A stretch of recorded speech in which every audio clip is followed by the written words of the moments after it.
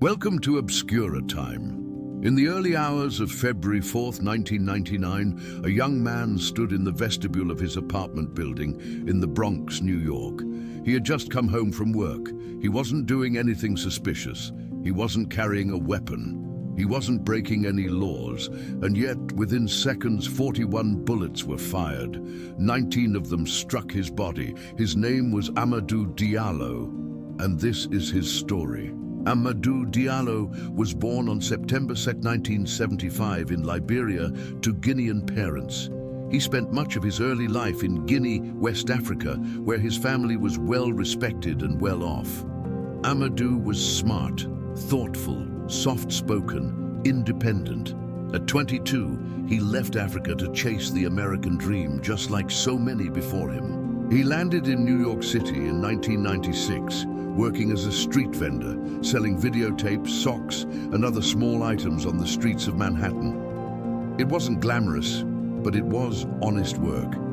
He wanted to become a computer programmer. He took English classes at night. He was saving money little by little, dreaming of enrolling in college. He believed in the promise of America. He believed that if he worked hard and stayed out of trouble, he could build a better life. But in America, sometimes even that isn't enough. It was a cold winter night, February 3rd, bleeding into February 4th, 1999. Amadou was standing in the entrance of his apartment building at 1157 Wheeler Avenue in the Soundview section of the Bronx. At the same time, 4 plainclothes officers from the NYPD S Street Crimes Unit were patrolling the area in an unmarked car. Their names: Kenneth Boss, Sean Carroll, Edward McMillan, and Richard Murphy. They were on the lookout for a suspect, possibly a rapist. They said they saw a man matching the description. They said he looked suspicious. They said he was reaching for a weapon. They approached him. They shouted commands. Amadou, scared and confused, turned to enter the building. He reached into his jacket. He pulled out his wallet. But the officers didn't wait. They opened fire. 41 bullets. In just a few seconds, 41 bullets were discharged. 19 of them hit Amadou. He died where he stood, unarmed. The city was in shock, but not everyone was surprised. For many black and immigrant communities in New York, this was not an isolated tragedy.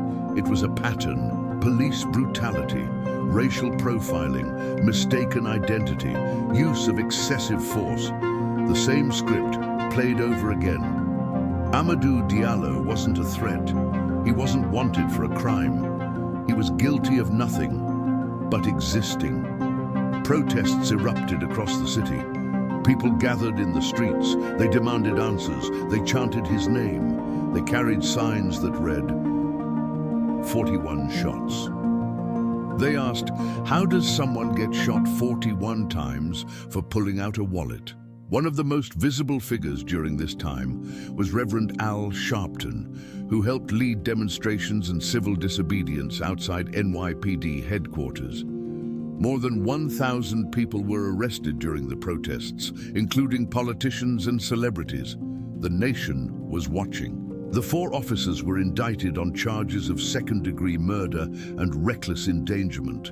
But then, something strange happened. The trial was moved out of the Bronx to Albany, a city with a mostly white population.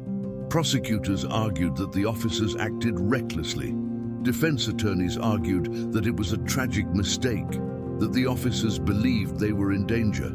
They claimed Amadou's actions were suspicious, that they thought he had a gun. The wallet was mistaken for a weapon. The officers testified that it all happened in an instant, that fear and chaos overtook judgment. In February 2000, 1 year after Amadou's death, the verdict came in. All 4 officers were acquitted. No one would serve prison time. Once again, justice slipped through the cracks. The acquittal sparked another wave of protests, another wave of grief, another wave of anger. But Amadou Diallo's story didn't fade.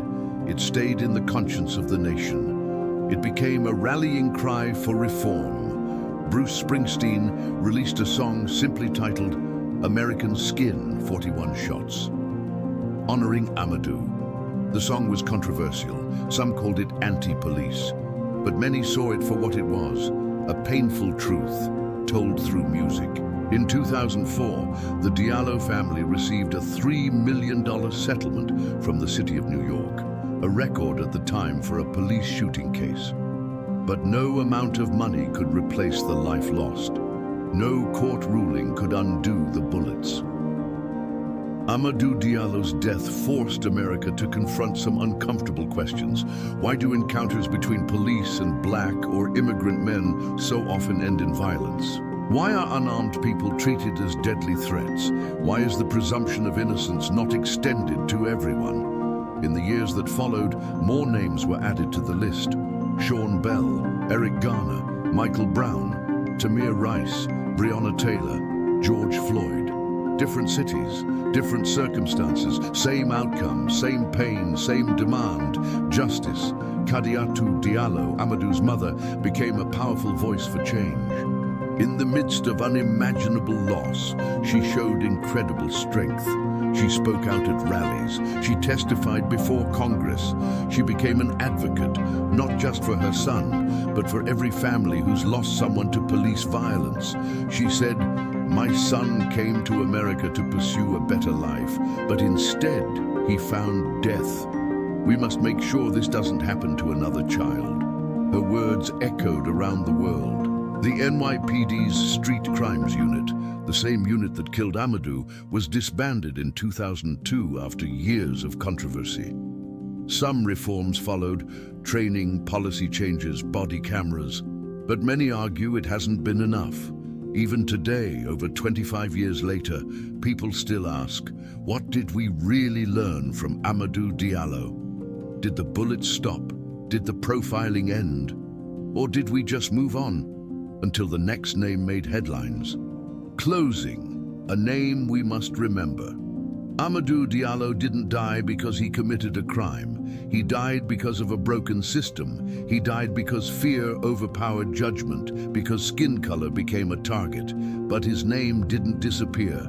It became a symbol, a reminder, a question. How many more? We say his name not just to mourn, but to remember that behind every statistic is a human being, a dreamer, a son, a life. Amadou Diallo was 23 years old. He never got to finish school. He never got to build his future. But his story helped wake up a nation. May we never forget it. This is not just history. This is still happening. This is still real. For more untold stories that deserve to be remembered, follow us.